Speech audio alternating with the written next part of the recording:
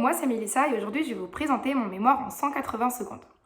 Alors, j'ai décidé de porter mon mémoire sur le potentiel thérapeutique de la réalité virtuelle pour les personnes âgées en EHPAD.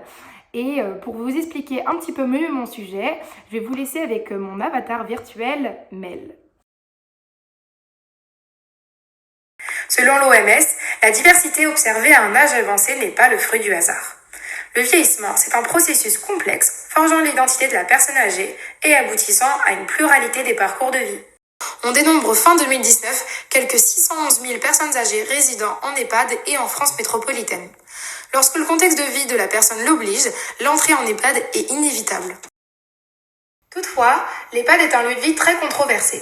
En effet, le défi de la personnalisation des soins reste bien complexe. Afin d'accompagner au mieux cette nouvelle vie, l'équipe soignante a pour mission de recueillir des informations au regard des besoins, des habitudes de vie et des souhaits de la personne.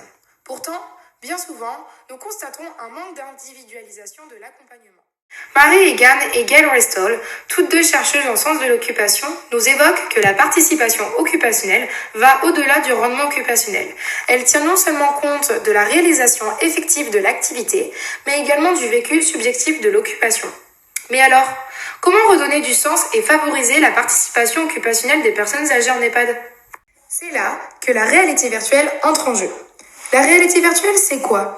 C'est une technologie qui permet de créer un monde artificiel pouvant ressembler à un environnement réel ou fantastique. Elle permet aux utilisateurs d'interagir avec ce milieu comme s'ils étaient physiquement présents.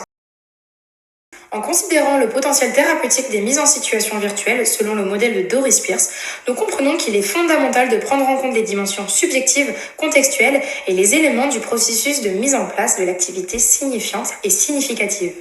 Plus simplement, l'intérêt des mises en situation virtuelles, c'est proposer un film virtuel au plus proche du parcours de vie, des lieux de vie et des activités signifiantes pour la personne.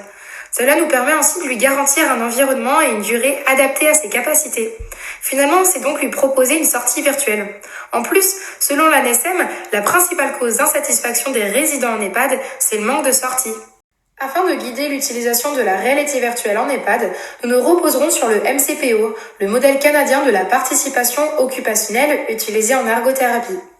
En prenant en compte le parcours de vie de la personne ainsi que ses relations passées, nous garantissons une ouverture des possibilités occupationnelles permettant d'accéder, d'initier puis maintenir la participation occupationnelle grâce à la réalité virtuelle. L'ensemble des recherches menées jusqu'ici m'ont permis de poser ma question de recherche qui est: dans quelle mesure les mises en situation de réalité virtuelle impacteraient-elles la participation occupationnelle des personnes âgées en EHPAD ?